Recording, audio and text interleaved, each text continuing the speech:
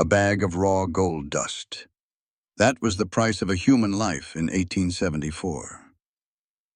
When Clara O'Malley stood on that auction block, shivering in her thin cotton dress, she had two choices: the brothel tents where women went in alive and came out in pine boxes, or follow a scarred giant into a blizzard that could kill her in minutes.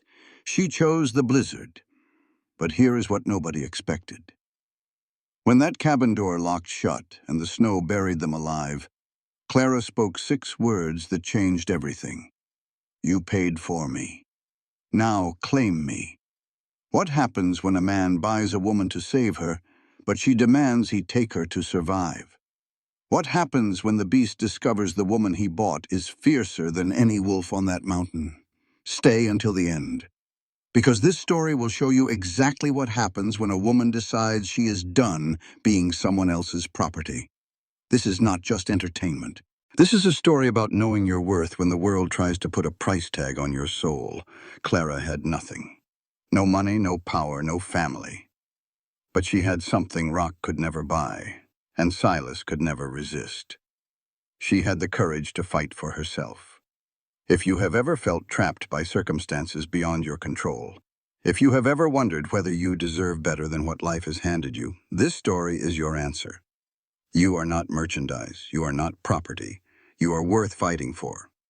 And sometimes the person who needs to fight hardest for you is you. If this story touched something inside you, do me a small favor. Hit that like button. It costs you nothing. But it tells me you want more stories like this one. Drop a comment below. Type Mountain Man if you made it to the very end. I read every single comment, and I will heart yours personally. Share this with someone who needs to hear that their worth is not measured by what others will pay for them. And if you have not already, subscribe and ring that notification bell. Now, let me take you back to where it all began. The year was 1874, and the town of Deadwood was a festering wound on the side of the Black Hills. It was a place where morality went to die, buried under mud, greed, and the relentless search for gold. For Clara O'Malley, Deadwood was not an adventure. It was a prison. Clara was 22 years old. She had hair the color of dried wheat, and hands that had been roughened by years of scrubbing floors. She worked at the Gilded Cage, a saloon run by a man named Jedediah Rock. Rock was not just a businessman. He was a monster who treated human beings like entries in a ledger, and Clara was deep in the red. Her father had died 6 months earlier, leaving behind a mountain of gambling debts. By the unforgiving law of the mining camp, those debts fell to his only surviving child. Clara. She owed Rock $400. $400 might as well have been 400,000. It was a fortune. A year's wages for a miner, maybe more. And Rock had rigged the interest rate so cleverly that no matter how hard Clara worked, the debt only grew. She was not working off a debt. She was working toward her grave. Every morning, Clara woke before dawn. She hauled water from the well until her shoulders screamed. She scrubbed floors on her hands and knees until her fingers cracked and bled. She served drinks to miners who looked at her like she was meat on a hook. And every night, Rock reminded her of exactly what she was. Property. Nothing more than property. It was a Tuesday night, bitter cold. The wind howled through the cracks in the saloon walls like a chorus of the damned. The piano player, a consumptive man named Tobias, was hammering out a jagged tune. The air was thick with tobacco smoke and the sharp tang of unwashed bodies. Clara stood near the stairs, shivering in her thin cotton dress. She had learned long ago that making eye contact with anyone in this place was an invitation for cruelty. So she kept her gaze fixed on the floorboards, counting the knots in the wood, trying to disappear. Then Rock climbed onto a crate near the bar. He raised his hand, and the room fell silent. "Gentlemen," Rock shouted, his voice like gravel scraping over broken glass, "I am tired of waiting on returns. This here filly has been costing me more in victuals than she earns in scrub water. He pointed a thick ring-covered finger at Clara. Her daddy's debt stands at $400. Who wants to clear the ledger?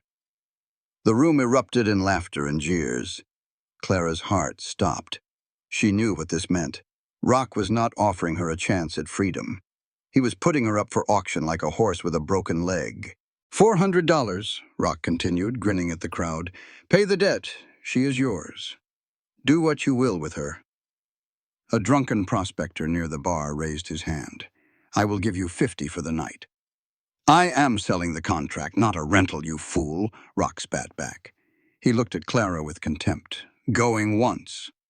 If nobody buys the debt, she goes to the brothel tents out back tonight. Clara felt the blood drain from her face. The brothel tents. Everyone in Deadwood knew what happened in those tents. Disease, violence, freezing cold.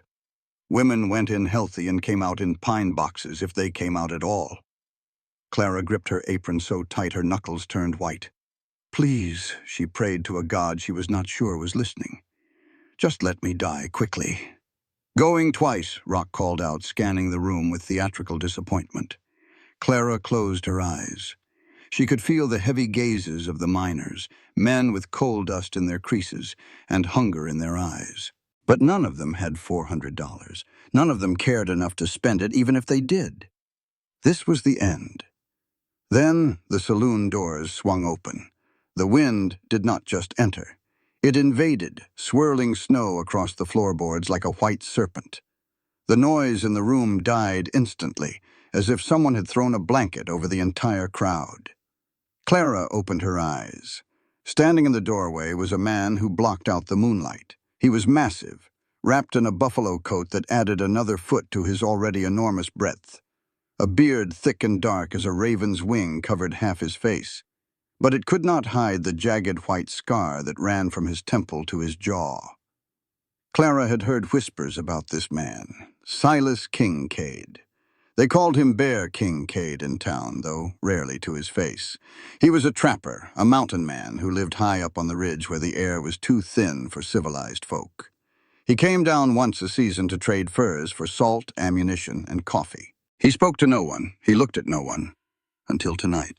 Silas stepped inside, his heavy boots thudding against the wooden floor like the heartbeat of some ancient beast. The crowd parted before him like water before the prow of a ship. He walked straight to the bar. He did not look at Clara.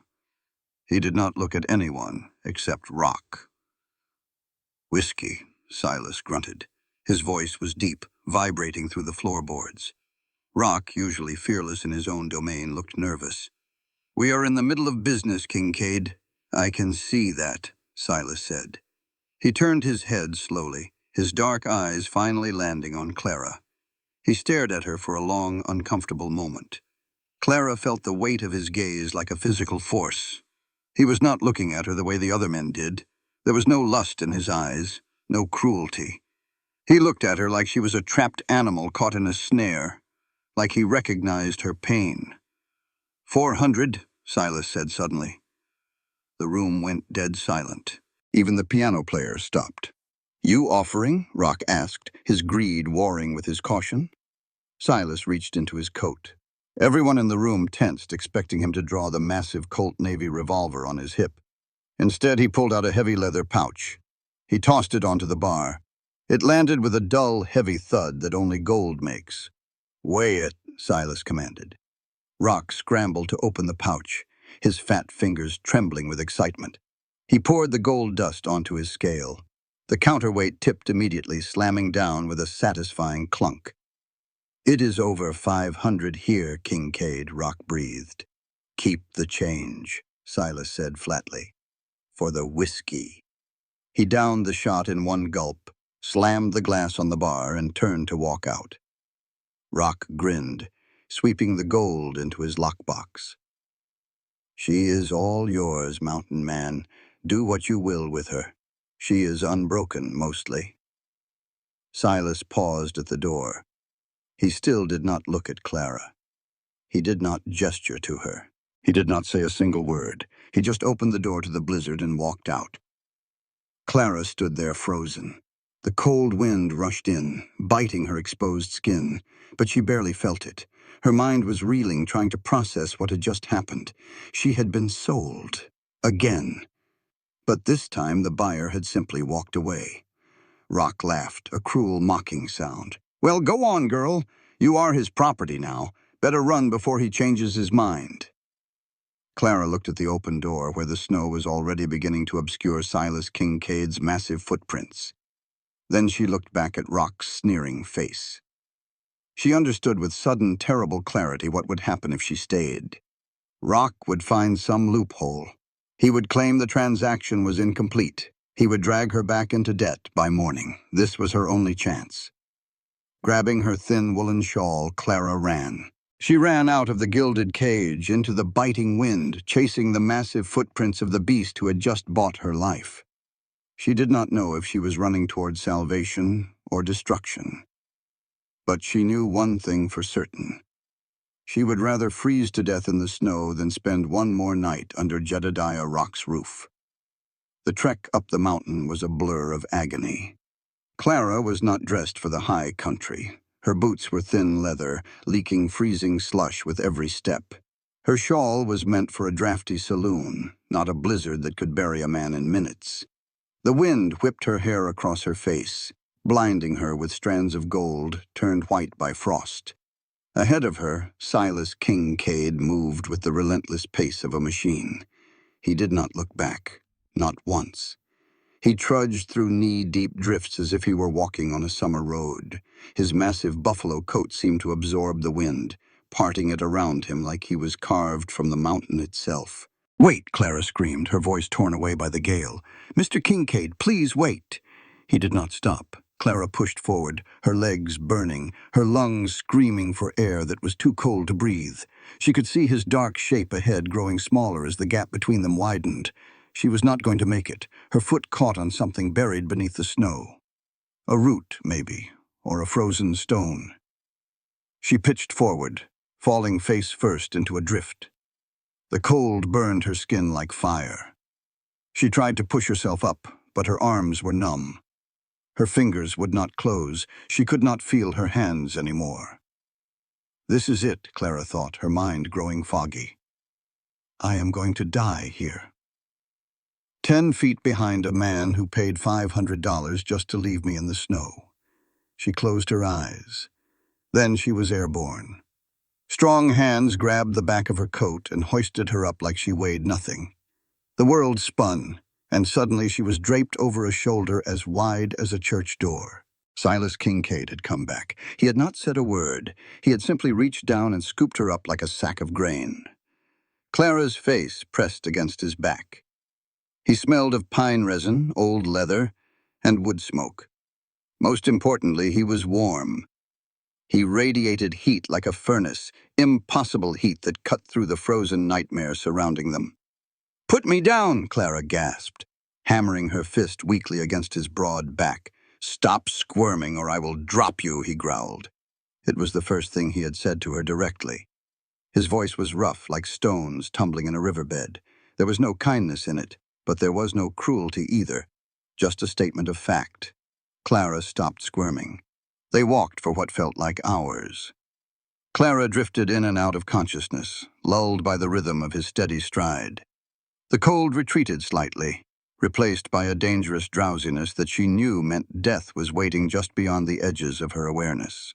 "Stay awake," she told herself. "Stay awake, stay awake, stay awake." She failed. When she opened her eyes again, heat was hitting her face. Glorious, overwhelming heat. She gasped, the warm air rushing into her lungs like a blessing. She was lying on a pile of furs near a stone hearth, where flames crackled and danced with cheerful indifference to the hell outside. She looked around. It was a cabin. Small, built of thick, hand-hewn logs that had been fitted together with meticulous precision. The space was tight but organized with almost military discipline. Bundles of dried herbs hung from the rafters, filling the air with the scent of sage and rosemary. A rifle hung over the mantel. Iron pots hung near the fire.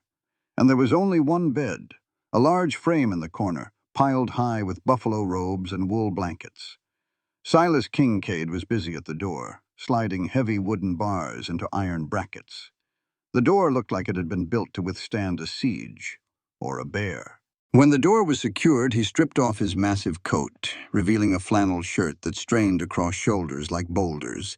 He moved to the fire and added more wood without looking at her. "Get those wet clothes off," he said. "You will catch pneumonia." Clara clutched her shawl tighter. "I cannot." Silas turned then. The firelight cast deep shadows across his scarred face, making him look like something out of a nightmare. His dark eyes were hard, unreadable. "I am not asking you to dance, girl. I am telling you how to stay alive. Hypothermia kills faster than any bullet." He grabbed a rough woolen blanket from a chest and threw it at her. "Wrap yourself in that. Hang your wet things by the fire." Then he turned his back to her and walked to a small table where he began chopping vegetables with a knife that looked sharp enough to shave with. Clara's hands were shaking so badly she could barely grip the blanket, but she forced herself to move. She peeled off her sodden dress, her frozen undergarments, her ruined shoes. Each layer felt like removing a layer of her own skin. She wrapped the blanket around herself, cocooning in its scratchy warmth. She hung her clothes on a rope near the fire, then moved closer to the flames, her teeth chattering so hard her jaw ached. The silence stretched between them like a living thing. Finally, Clara spoke. "Why?" Silas paused, the knife hovering over a potato. "Why what? Why did you pay?" She pulled the blanket tighter. "You paid $400. That is a fortune." "500, he corrected, not looking at her. "And I did not pay for you." Clara frowned. "You bought my debt." Rock said. "I know what Rock said." Silas's voice was flat. "Rock is a pig." He turned to face her, leaning against the table with his arms crossed. His presence seemed to fill the entire cabin. "I bought the satisfaction of seeing that snake lose his best leverage. He liked tormenting you. I could see it from the moment I walked in that door. Every time he looked at you, he smiled like a cat with a mouse under its paw." He paused, his jaw tightening. "I took his toy away." Clara stared at him. "So I am a toy?" "You are a nuisance," Silas said bluntly. "I expected you to run to the church or the sheriff once you got out that door. Why in God's name did you follow me?" "Because I have nowhere else," Clara shouted, the stress of the day finally shattering her composure. "The sheriff is Rock's cousin. The church locks its doors at night. If I had stayed in town, I would have been dead or worse by morning." She stood up, still wrapped in the blanket, her wet hair dripping onto the floor. "You own my paper, Mr. Kincaid. By the law of the territory, I belong to you now. That piece of paper says I am yours until the debt is paid or you release me. So here I am." Silas scoffed, a harsh sound that echoed off the log walls. "I do not hold with slavery, girl. You can leave in the morning when the storm breaks." "I cannot go back there," Clara whispered. "He will find a way to drag me back in. He always does." She looked at Silas. Really looked at him. He was terrifying, yes. Scarred and wild and built like something that should be hunted with cannons instead of rifles. But he had carried her. He had warmed her. He had turned his back while she changed. In the brutal mathematics of the frontier, a woman alone was prey. But a woman with a husband was protected. An idea formed in Clara's mind. A desperate, crazy idea. She stood up straighter. She walked toward him. Silas stiffened, his eyes narrowing. "What are you doing?" "You paid for me," Clara said. Her voice was trembling, but she forced herself to continue. "Rock said it. The whole town witnessed it. You bought me." "Cover yourself," Silas growled, stepping back until he bumped into the table. "No," Clara said. She stepped closer. The desperation in her chest was like a physical weight crushing her heart, driving her forward. "If I leave, I die. I will not die. Not like this. Not after everything." She looked up at him, her eyes wet but fierce. "So you paid for me. Now do it." Silas stared down at her. His face was unreadable, carved from the same stone as the mountains outside. Do what? He asked, his voice dangerously low. Claim me, Clara said. Make me your wife. If I am your wife, Rock cannot touch me. No man can. It is the only way. Silas did not move. The silence between them was thick enough to cut with a knife. Then a dark flush crept up his neck. Not desire, anger. He stepped forward, towering over her, his scarred face inches from hers. Clara flinched, expecting a blow. Instead, he reached out and grabbed the edges of the blanket, yanking it up to her chin, pulling it tight around her throat. "You think that is all you are worth?" he hissed. "You think because that pig put a price tag on your flesh, that is all you are? Just meat to be traded?" "It is what I am in this world," Clara cried, tears finally spilling over her cheeks. "It is all I have to bargain with." "Not here," Silas growled. He released her and stepped back, running a hand through his hair. "Not in this house." He turned away from her, agitated, pacing the small cabin floor like a caged animal. "You want to stay? Fine. The storm is going to last 3 days, maybe more. You stay. You sleep on the floor by the fire. You keep your clothes on." He stopped pacing and looked at her, his eyes burning. "I did not buy a woman, Clara O'Malley, and I do not want a wife." "Then what do you want?" Clara asked, bewildered. Silas stopped.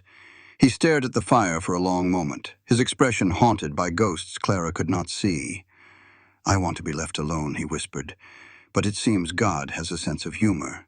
He grabbed a pile of furs and threw them on the floor near the hearth, far from the bed. "Sleep. If you so much as touch me, I will throw you out in the snow myself. Understood?" Clara nodded, too exhausted to argue. She lay down on the hard floor, pulling the furs over her body. Despite everything, she felt safer than she had in months. The fire was warm. The cabin was solid. The storm could not reach her here. She watched Silas through half-closed eyes. He sat in a wooden chair near the window, his rifle across his lap, staring out into the white darkness. He did not sleep. He did not move. He just watched. As Clara drifted off, a strange thought entered her mind. He might not want a wife, but he is going to need one, because winter was long up here, and survival was a two-person job. Morning did not break. It merely bruised the darkness. The storm had buried the cabin in a shroud of white, turning the windows into opaque squares of frost. Inside, the air was still heavy with the scent of dying embers and pine smoke. Clara woke with a stiff neck and an aching back. The floor was harder than any bed she had ever slept in, even at the gilded cage. But she was alive. That was more than she had expected. She sat up slowly, clutching the buffalo robe to her chest. Silas was already awake. He sat in the corner near the wood stove, whittling a piece of hickory with a knife. His movements were precise, methodical. He did not look up when she stirred. "Storm is worse," he said. His voice was flat, emotionless. "Drifts are 6 feet against the south wall. We are not going anywhere." "For how long?" Clara asked. "Until the mountain decides." He finally looked at her, his dark eyes sweeping over her disheveled form. There was no warmth in his gaze, but no malice either. Just assessment. "There is coffee in the pot. It is bitter. Drink it anyway." Clara stood, her legs trembling. She felt exposed, not just physically, but emotionally. Last night she had offered this man her body, her only currency. And he had thrown a blanket at her. The rejection stung more than the cold ever had. She poured a tin cup of the black liquid and took a sip. It tasted like mud and charcoal, but the heat scalded her throat in a way that felt grounding. "I need to work," Clara said. Silas stopped whittling. "There is no work here for a saloon girl." "I am not a saloon girl," Clara snapped. The caffeine was giving her courage she did not feel. "I was a chambermaid. I scrubbed floors. I mended sheets. I hauled water until my hands bled. If I am going to stay here and eat your food, I am going to earn it. I will not be a charity case." Silas stared at her for a long moment, something flickering in his eyes that might have been respect. "You want to work? Fine. The hearth needs sweeping. The beans need soaking. But hear me well." He pointed the knife at her. You touch my rifle, or my maps, or anything that does not belong in a kitchen, and you sleep in the shed with the mule. Understood? Understood. For the next 2 days, the cabin became a battleground of silence. They moved around each other like two magnets with the same charge, constantly repelling, never touching. Silas checked the window shutters every hour.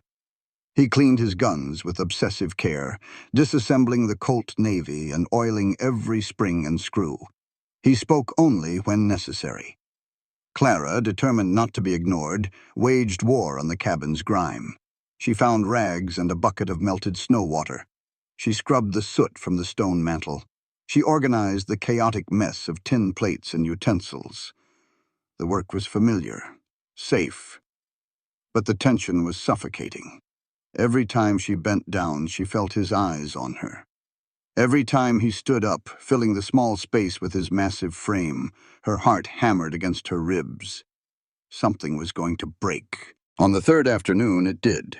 Clara was rummaging through a wooden crate near the foot of the bed looking for more soap. Her fingers brushed against something unexpected. Velvet. She pulled it out.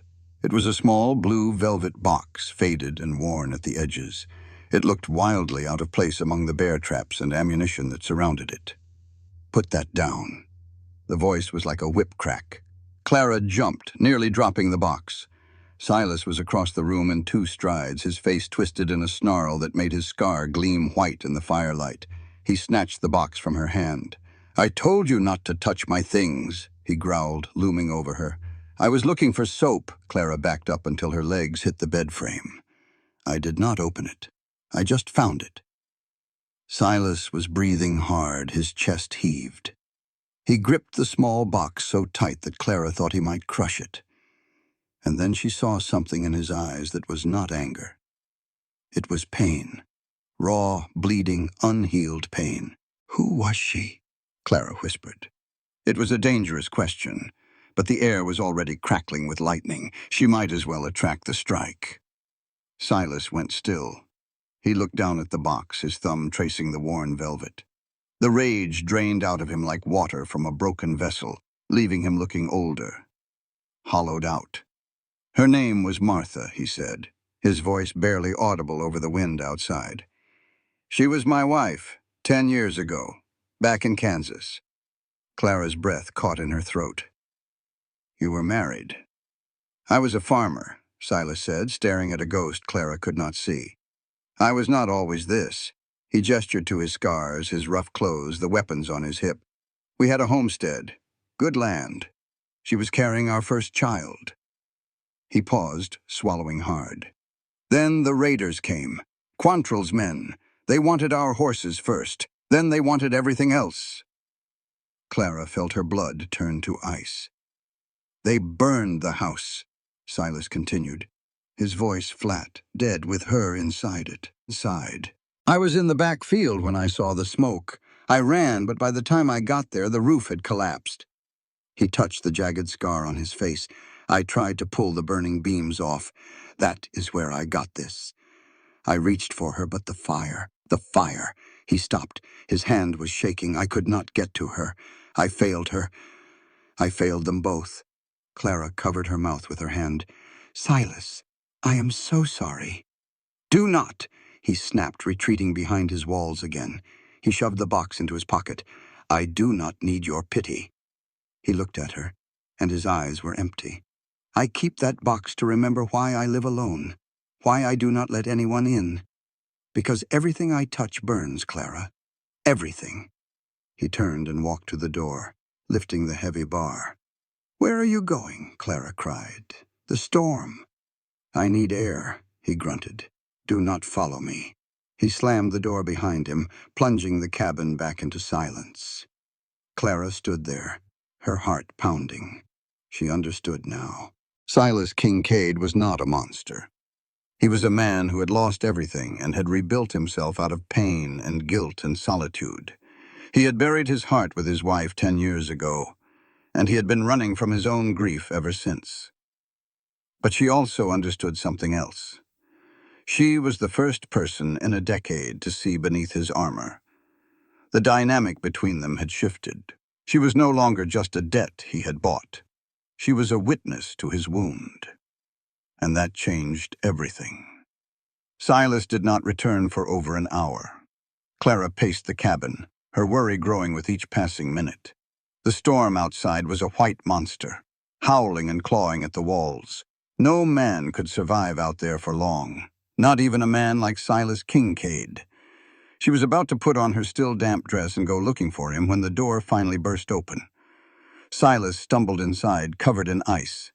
His beard had frozen into a solid block. His eyebrows were white with frost. He was shivering so violently that his teeth were chattering. Clara did not ask permission. She grabbed the kettle from the hook over the fire and poured steaming water into a basin. She grabbed a clean rag. "Sit," she commanded. Silas looked at her, too cold to argue. He sat on the wooden stool near the hearth. Clara dipped the rag in the hot water and began to wipe the ice from his face.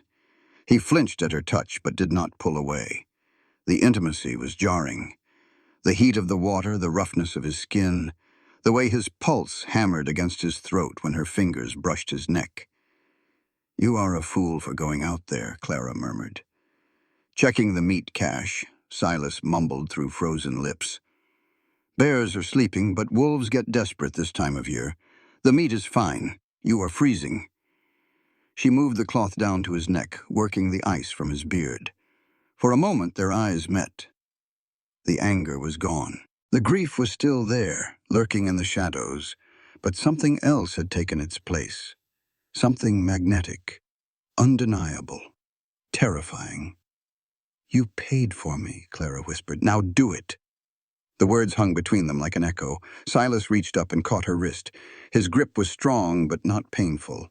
Calloused fingers against her soft skin. "Clara," he said. Her name sounded different on his tongue. Not a curse, not a dismissal, a question. Before anything could happen, a sound shattered the moment. It started as a low whine, then erupted into chaos. Barks, snarls, the terrified screaming of an animal in mortal terror. It was coming from the lean-to shed attached to the back of the cabin, where the mule was stabled. "Wolves," Silas said, all tenderness vanishing from his face. He grabbed his Winchester rifle from the mantel and headed for the back door. "Stay here," he ordered. "Bar the door behind me." "No." Clara grabbed the hatchet from the wood pile. Her hands were shaking, but her voice was steady.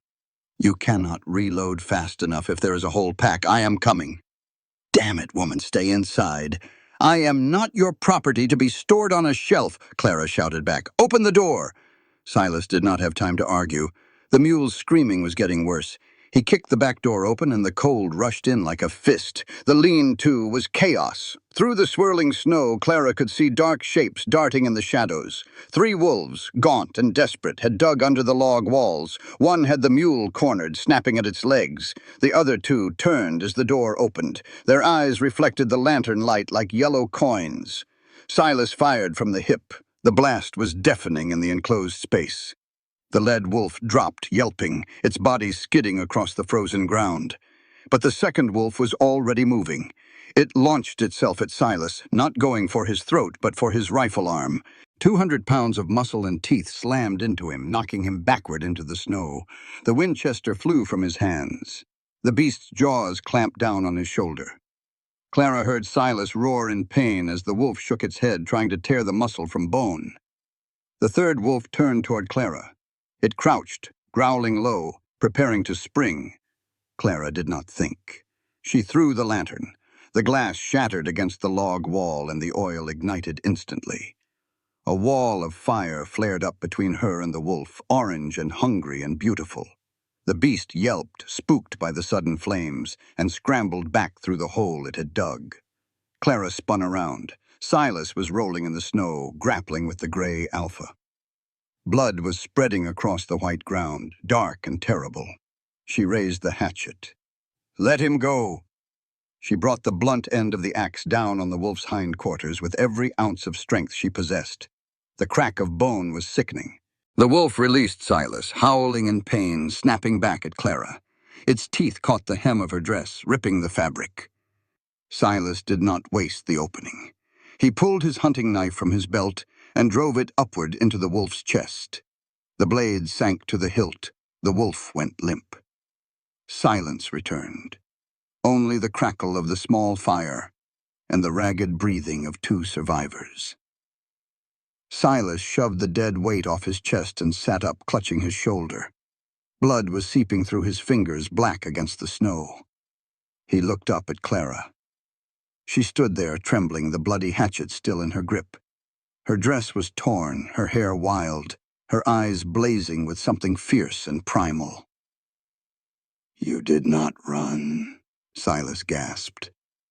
"I told you," Clara said, dropping the hatchet and rushing to his side. "I am not a saloon girl. I do not run." She grabbed his good arm and helped him to his feet. "Inside, now. You are bleeding." They stumbled back into the cabin, kicking the door shut against the carnage outside. The adrenaline was fading, leaving them both shaking. Clara pushed Silas toward the chair by the fire. "Take off the shirt," she commanded. Silas gritted his teeth as she peeled the flannel away from his wound. The bite was deep. 4 puncture wounds, oozing blood. The flesh was torn but not shredded. "It needs to be closed," Silas said, his face pale, cauterized and stitched. "I have needle and thread," Clara said. "And whiskey. Do it." She worked quickly. She poured whiskey over the wound, ignoring his hiss of pain. She heated the needle in the fire until it glowed. She threaded it with steady fingers. "This is going to hurt," she said softly. "Everything hurts," Silas replied. "That is how you know you are alive." As she stitched his flesh back together, the distance between them vanished completely. There was no room for secrets when her hands were covered in his blood. When she tied the final knot, she did not pull away. She stayed there, her hand resting on his uninjured shoulder. Silas looked up at her. His eyes were wide, vulnerable, stripped of all defenses. "You saved my life," he whispered. "Why?" Clara held his gaze. "Because you bought it," she said. "It belongs to me now." Silas let out a shuddering breath. He reached up with his good hand and cupped her face. His thumb brushed her cheekbone, rough but gentle. "I did not want this," he murmured. "God help me, I did not want this." "I know," Clara whispered, "but you have it anyway." He pulled her closer. This time he did not push her away. The fever came 2 days later. It crept in like a thief, starting as a low heat that glazed Silas's eyes and turned his skin the color of old parchment. By nightfall, he was shaking so violently that the bed frame rattled against the floor. Infection. The wolf's bite had been deep, and no amount of whiskey and stitching could kill all the poison that had seeped into his blood. For 3 nights, the mountain man who could snap a pine branch with one hand was reduced to a trembling shadow beneath the buffalo robes. Clara did not sleep. She became the keeper of the fire, the guardian of his breath. She melted snow for cool compresses, pressing the damp cloths against his burning forehead. She forced willow bark tea between his cracked lips, holding his head up, making him swallow. She changed the dressing on his shoulder twice a day, cleaning the wound with boiled water and whiskey, praying that the angry red lines spreading from the punctures would stop growing. On the 2nd night, he called out for Martha. The name tore from his throat like a wound reopening. He thrashed in the bed, reaching for someone who was not there, begging her to run to get out of the house. "The fire," he moaned. "The fire. I cannot reach you, Martha." "You, Martha." Clara held him down, her own tears streaming down her face. "She is not here," she said softly. "But I am. I am here, Silas. Stay with me." He did not hear her. He was lost in a nightmare a decade old, reliving the worst moment of his life over and over again. All Clara could do was hold on. On the 4th night, the fever broke. Clara was sitting on the floor beside the bed, her head resting on her knees, finally succumbing to exhaustion. Her hand was resting on his blanket, near his chest, as if she needed to feel his heartbeat even in her sleep. Silas opened his eyes. The world was blurry, swimming in shadows and firelight. His throat felt like sandpaper. His shoulder throbbed with a dull, persistent ache. But he was alive. He turned his head and saw Clara. She looked terrible. Dark circles under her eyes, her hair tangled, her dress stained with his blood. She had not changed clothes in days. She had not left his side. He watched her for a long moment. He thought about the gold buried beneath the floorboards under the stove. $500 worth, more than enough for a woman to start over anywhere she wanted. She could have taken it. She could have waited until he was too weak to stop her, loaded the mule, and disappeared into the snow. By the time anyone found his body, she would be 3 territories away. But she had not. She had stayed. Silas moved his hand slowly, covering hers. Clara woke instantly, gasping. "You are awake," she whispered. She reached for his forehead, her fingers cool against his skin. "The fever is gone. Thank God. Thank God." "You stayed," Silas rasped. His throat burned. "Where would I go?" Clara asked softly. She poured him water from a pitcher and helped him drink. "You could have taken the gold," Silas said when he had drained the cup. "The rest of it is under the floorboards. You could have taken everything and left me here to die. Nobody would have known." Clara's eyes hardened. "Is that what you think of me?" Silas held her gaze. "It is what I have learned to expect from people. Survival usually means stepping on someone else's throat." "Not here," Clara said firmly. "And not with me." She took his hand in both of hers. "You bought my debt, Silas. But I told you I pay what I owe, and now you owe me nothing." Silas frowned. "What do you mean?"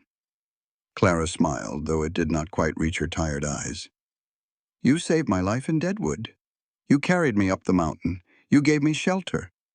That was worth $400 if anything is." She squeezed his hand. "Then I killed a wolf that was trying to eat you and spent 4 days keeping you from dying of fever. I figure that makes us even. The ledger is balanced, Mr. Kincaid. Your debt to me is paid." Silas stared at her. Nobody had ever spoken to him like that. Nobody had ever dared. And suddenly, for the first time in 10 years, he laughed. It was a rusty sound, creaking and broken, like a gate that had not been opened in too long. But it was real. "You are the strangest woman I have ever met," he said. "And you are the most stubborn man I have ever known," Clara replied. "So I suppose we are a matched set." The laughter faded, but something else remained. Something warm and fragile and new. "When the past clears," Silas said slowly, "you are free. I will give you the gold. You can go anywhere you want. San Francisco, Denver, anywhere." Clara looked at him. "What if I do not want to go anywhere?" Silas's breath caught. "I am a scarred man," he said. "Half a ghost. I have nothing to offer except hard work and cold winters." Clara leaned forward. "I am not looking for easy," she said. "I am looking for safe. I am looking for a man who does not look at me like meat to be bought and sold." She reached out and touched his face, her fingers tracing the jagged scar that ran from his temple to his jaw. "You paid for me, Silas. You said you did not want a wife. Look me in the eye and tell me you want me to leave." Silas looked at her. He looked at her lips, her eyes, the pulse fluttering in her throat, the walls he had built for 10 years. The walls made of grief and guilt and isolation crumbled into dust. "I cannot," he whispered. "God help me, Clara. I cannot." "Then stop trying," she said. And she kissed him. It was not gentle. It was the collision of 2 starving souls finally finding something to hold on to. Outside, the storm raged on, but inside the cabin, something new was beginning. Winter on the mountain moved at its own pace. Days bled into weeks. Weeks stretched into months. The snow piled higher against the cabin walls, sealing Clara and Silas inside their small wooden world. They learned each other. Not just the physical things, though there was plenty of that too, but the deeper things, the things that mattered. Clara learned that Silas ground his teeth in his sleep when he was having nightmares, and that the best way to wake him was to hum softly until his breathing slowed. Silas learned that Clara could not stand the taste of venison, but would eat it anyway because she refused to waste food, and that she talked to the mule when she thought no one was listening. She learned to shoot the Winchester. He made her practice until she could hit a target at 50 yards without flinching. He learned to laugh. The sound came easier now, less rusty, more real. Sometimes Clara would say something sharp and clever, and Silas would chuckle, a deep rumbling in his chest that made her heart flip. They were careful with each other, gentle. Two people who had been broken in different ways, slowly learning that they could be whole again. But spring was inevitable. It announced itself with the sound of dripping water. Icicles the size of spears crashed from the eaves, shattering on the ground like glass. The white drifts turned to gray slush, revealing the brown, wet earth beneath. The pass was clearing. With the thaw came reality. They were running low on flour. The coffee was gone. The meat cache was nearly empty, and they had a winter's worth of pelts that needed trading. "We have to go down," Silas said one morning. He stood in the doorway of the cabin watching a hawk circle lazily over the valley below. The sky was the clear blue of new beginnings. Clara was at the table, kneading dough with the last of their flour. Her hands went still. The outside world meant deadwood. Deadwood meant rock. "Can we wait?" she asked, her voice tight. "We cannot eat pine needles," Silas said gently. He turned to face her. "But I will not let anyone touch you. You know that." Clara nodded slowly. She did know it. She trusted Silas with her life. It was everyone else she did not trust. The journey down took 2 days. The trails were rivers of mud, sucking at the hooves of the mule with every step. The air grew warmer, heavier, thick with the smell of wood smoke and humanity. When Deadwood came into view, Clara felt her stomach clench. The town looked exactly as she remembered it. Muddy streets carved between hastily built wooden structures. Smoke from the stamp mills blotting out the sky. The constant noise of hammers and shouting and tinny piano music. It was chaos. It was civilization. It was terrifying. "Pull your hood up," Silas murmured. He had insisted that Clara ride the mule while he walked, leading it by the bridle. His rifle was not in its scabbard. It was in the crook of his arm, ready to fire. They entered town at midday, avoiding the main street where the gilded cage stood like a painted monument to Clara's suffering. Silas led them to the trading post on the edge of town. It was owned by a Quaker named Elias Fink, a man known for his honesty in a town full of thieves. Fink looked up when they entered, his eyebrows rising slightly. "Bear Kincaid," he said. "I see you survived another winter. And you have company." "My wife," Silas said. The word rang through the small shop like a bell. Clara felt warmth bloom in her chest. Wife. Not property. Not debt. Wife. They conducted their business quickly. Silas traded furs for flour, sugar, coffee, and ammunition. He paid with gold dust, counting it out on Fink's scale with steady hands. On their way out, Silas paused at a rack of dresses near the door. He pulled out a blue calico, simple and clean, and added it to the pile. "For her," he said, nodding toward Clara. She tried to protest, but the look in his eyes stopped her. "You have earned it," he said quietly. 100 times over. They loaded the supplies onto the mule and stepped back into the muddy chaos of the street. "Best be moving," Silas said. "I do not want to be here after dark." Clara nodded, keeping her head down. They were almost to the edge of town when a voice cut through the noise. "Well, well, well." Clara's blood turned to ice. She knew that voice. She had heard it in her nightmares for months. Jedediah Rock stepped out of the shadows of a general store, blocking their path. He was dressed in a new suit, his top hat gleaming in the afternoon sun. His smile was the same, that cold, calculating smile of a man who enjoyed watching things suffer. And he was not alone. 2 men flanked him, hired guns by the look of them, low-slung holsters and dead eyes. "I heard a rumor," Rock said, walking slowly toward them through the mud. I heard the bear had finally come down from his cave. He stopped 10 feet away, his gaze sliding over Clara like slime. And look at this. He brought my property back to me, in better condition than she left, too. Silas shifted his grip on the rifle. She is not your property, Rock. I bought the debt. The ledger is closed. Rock laughed. See, that is where you are wrong, Kincaid. You forgot to sign the transfer papers, and you forgot about the interest. He pulled a folded piece of paper from his pocket. You paid $400 for a $400 debt. But interest compounds daily in my establishment, and since you took her without proper paperwork, the law might call that kidnapping or theft. He grinned. The new balance is $2,000. $2,000, an impossible sum. A death sentence dressed up as arithmetic. Clara felt the world spinning around her. After everything. After the wolves and the fever and the long winter nights. After finally finding something that felt like hope. It was all going to end here, in the mud of Deadwood. Unless you want to pay, Rock continued, his eyes glittering. In which case, I am a reasonable man. Silas's jaw tightened. I do not have $2,000. Then I will take the girl. Rock snapped his fingers. The two gunmen stepped forward, their hands hovering over their pistols. Clara looked at Silas. He looked back at her. And in that moment she saw something in his eyes that terrified her more than Rock ever could. Acceptance. He was calculating the odds. 2 gunmen, plus Rock. He could take 1, maybe 2, but not all 3.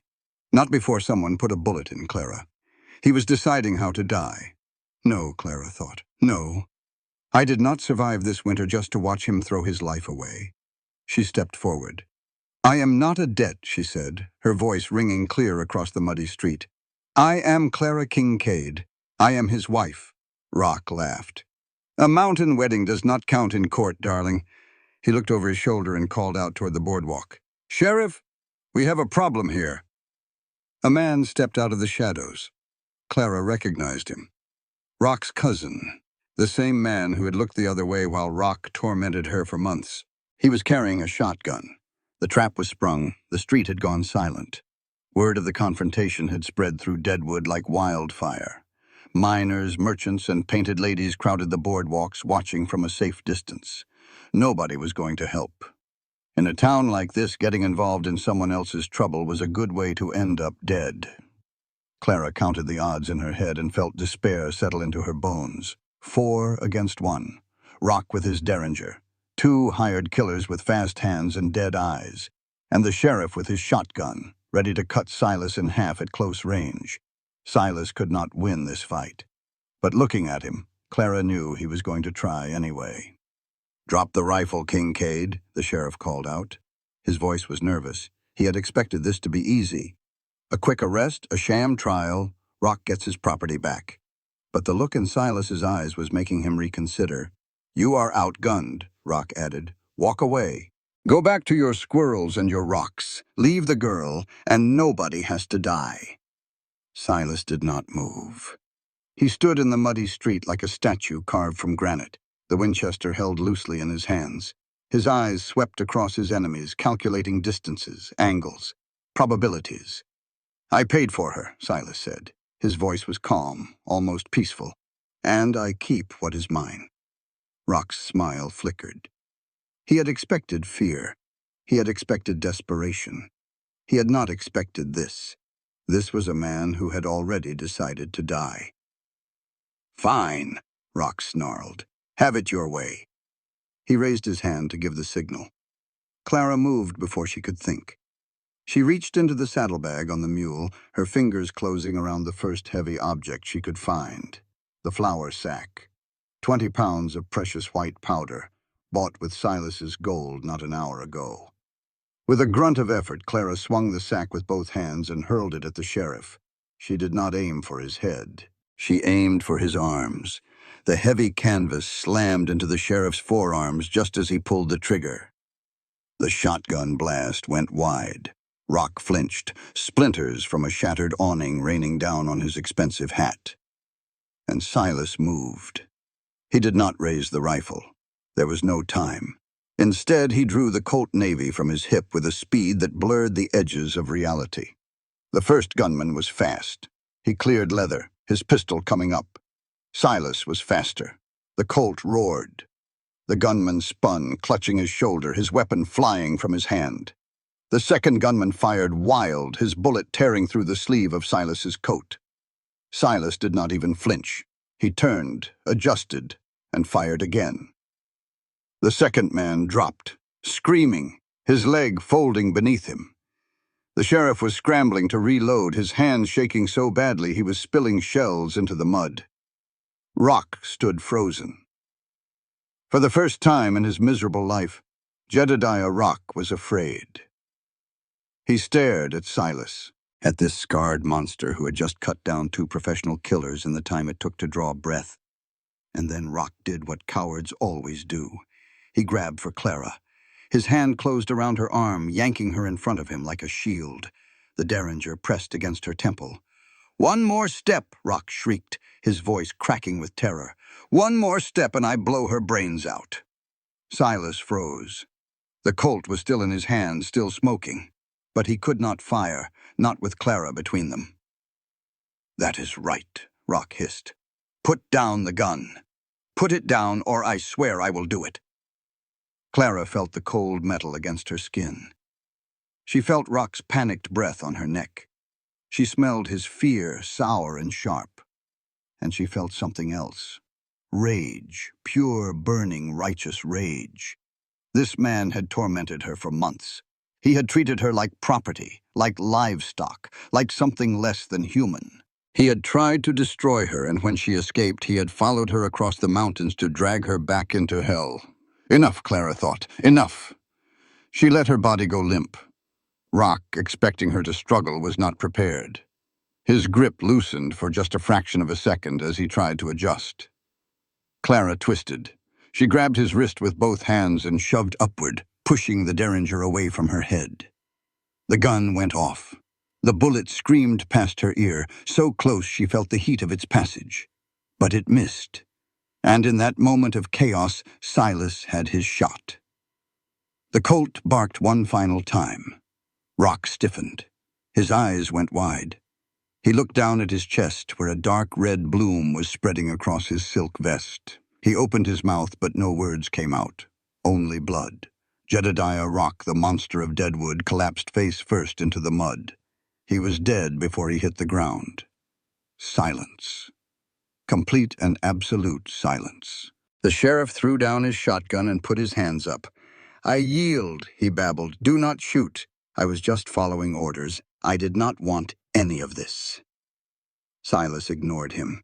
He holstered his Colt and walked to Clara, his eyes scanning her face, her body, searching for wounds. "Are you hurt?" he asked, his voice rough. Clara shook her head. She could not speak. Her throat was closed with emotion. Silas pulled her into his arms, right there in the middle of the street, in front of God and everyone. He held her like she was the only thing keeping him tethered to the earth. "It is over," he whispered against her hair. "It is over." A tall man with a thick mustache stepped off the boardwalk. Clara did not recognize him, but something about his bearing commanded respect. He looked at Rock's body. He looked at the 2 wounded gunmen. He looked at Silas and Clara, standing together in the mud. "Self-defense," the man announced, his voice carrying to every corner of the street. I saw the whole thing. Rock drew first. He met Silas's eyes and nodded once. "Take your wife home, Kincaid." Silas did not need to be told twice. The road out of Deadwood stretched before them like a promise. Clara rode the mule in silence, her blue calico dress already stained with mud at the hem. Behind her, lashed to the saddle, were the supplies they had risked everything to obtain. Flour, sugar, coffee. The building blocks of another season on the mountain. Silas walked beside her, leading the mule by its bridle. His rifle was back in its scabbard. His Colt was holstered. The violence was over. But Clara could not stop shaking. She kept seeing Rock's face in her mind. That moment of shocked disbelief as he looked down at the hole in his chest. the way the light had left his eyes. She had wanted him dead. For months she had dreamed of it, fantasized about it, prayed for it. Now that it had happened, she did not know how to feel. "You are quiet," Silas said after they had been walking for an hour. Clara looked down at him. "I keep thinking about Rock." Silas nodded slowly. He deserved what he got. "I know." Clara wrapped her arms around herself. "I know he did. He was a monster. He hurt so many people. He would have kept hurting them forever if someone had not stopped him." She paused. "But I did not think it would feel like this. How does it feel?" Clara searched for the words. "Empty," she finally said. "I thought I would feel triumphant, relieved. But mostly I just feel tired. Like I have been carrying something heavy for a very long time, and now that I've put it down, I do not know what to do with my hands." Silas was quiet for a long moment. "When I killed the men who murdered Martha," he said slowly, "I thought it would bring me peace." Clara looked at him sharply. "You found them?" "3 years after," Silas said. His voice was flat, matter-of-fact. "Tracked them across 2 territories. Found them in a mining camp in Colorado. They did not even remember what they had done. To them, burning my farm was just another day." He paused. "I killed them all, every last one. And when it was done, I waited for the relief to come." "It never did?" Silas shook his head. "Revenge does not fill the empty spaces, Clara. It just creates new ones. The only thing that ever helped was time. And even that was not enough." He looked up at her, his dark eyes soft. "Until now." Clara felt tears prick at her eyes. She reached down and touched his face, her fingers tracing the familiar lines of his scar. "I love you," she said. She had never said it before, not out loud. But it was true. It had been true for months. Silas stopped walking. The mule stopped too, snorting impatiently. Silas reached up and took Clara's hand. He pressed his lips to her palm, his beard scratching against her skin. "I love you too," he said. His voice was rough, like the words were rusty from disuse. "I did not think I would ever say that to anyone again. I did not think I was capable of it anymore." He looked up at her. "You brought me back to life, Clara Kincaid. I did not even know I was dead until you showed me what living looked like." Clara smiled through her tears. "Does this mean I get to stay on the mountain?" Silas laughed, that rusty, wonderful sound that she had grown to love more than anything in the world. "Woman, you could not leave that mountain if you tried. It belongs to you now, just like I do." He tugged on the mule's bridle and they started walking again. The road wound upward, leaving Deadwood behind, leaving the mud and the blood and the broken dreams. With every step, the air grew cleaner, colder, more alive. Clara filled her lungs with it. She was going home. For the first time in her life, she knew exactly where that was. The first cry echoed through the cabin just as dawn broke over the mountains. Clara gripped Silas's hand so tightly she thought she might break his fingers. But he did not complain. He just held on, his face pale with fear and wonder, watching as new life entered the world. "It is a girl," said the midwife. A traveling medicine woman named Ruth Holloway, who had arrived at the cabin 3 days earlier, summoned by Silas through some mysterious network of mountain folk that Clara still did not fully understand. Ruth placed the squalling infant on Clara's chest. Clara looked down at her daughter. She had Silas's dark hair, Clara's blue eyes, and a voice that could probably be heard all the way down in Deadwood. "She is beautiful," Clara whispered. Silas sat on the edge of the bed, staring at the baby like she was made of glass. His hands, which had killed men and wolves and God knows what else, trembled as he reached out to touch his daughter's cheek. "She is so small," he said, his voice filled with awe. "She will grow," Ruth said, washing her hands in a basin. "They always do. Faster than you think." Clara looked up at her husband. There were tears on his face. She had only seen him cry once before during the fever when he had called out for Martha. But these were different tears. These were tears of joy. "We need a name," Clara said. Silas nodded slowly. "Martha," he said, "after her grandmother." Clara felt her heart swell. "Martha Kincaid. I like it." She reached up and wiped the tears from his cheek. "Your mother would be proud," she said softly. Silas took a shuddering breath. "I never thought I would have this again," he admitted. "A family, a home, a reason to keep breathing." He leaned down and pressed his forehead against Clara's. "You gave me this, all of it. I will spend the rest of my life trying to deserve you." "You already do," Clara said. "You always did." Outside, the sun was rising over the mountains, painting the snow with gold and rose. The world was waking up, fresh and new, full of possibilities. Inside the cabin, a baby cried, and two people who had thought they were beyond saving held on to each other and laughed through their tears. The mountain man had found his heart again, and Clara O'Malley, the girl who had been sold like cattle in a smoke-filled saloon, had found something she never dared dream of: a home, a family, a future. And so, friends, that is how the story ends. Or perhaps how it truly begins. 10 years later, the Kincaid homestead was the most prosperous in the territory. Silas had built a proper house, 2 stories tall with glass windows and a wraparound porch. Clara had planted a garden that was the envy of every wife within 100 miles.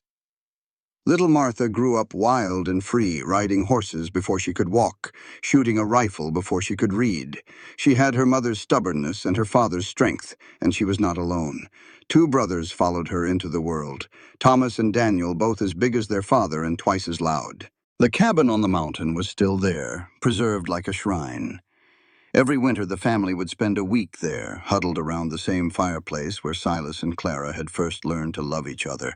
They would tell stories about wolves in the snow, about fever dreams and frozen mornings, about a bag of gold dust and a blue velvet box, about how love could bloom in the most unlikely places, if only you were brave enough to let it. Clara never forgot where she came from. She never forgot what it felt like to be powerless, to be property, to be sold. And she made sure her children knew too. "Your worth is not measured by what others will pay for you," she told them. "It is measured by what you are willing to fight for, by the choices you make when everything is stacked against you.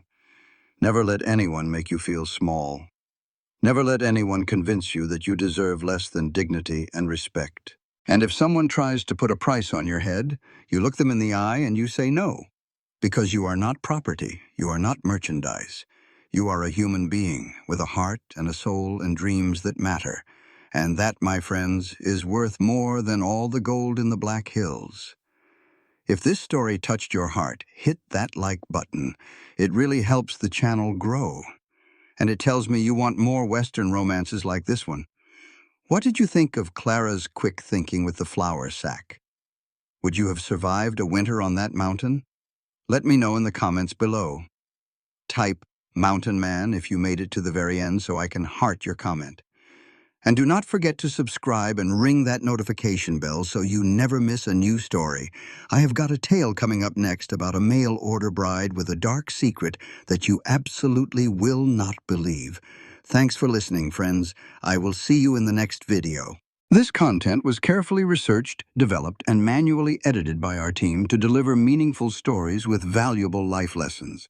Every narrative is crafted to entertain, inspire, and empower our audience. We believe that great stories can change lives, and we are committed to bringing you content that matters. Thank you for being part of our community.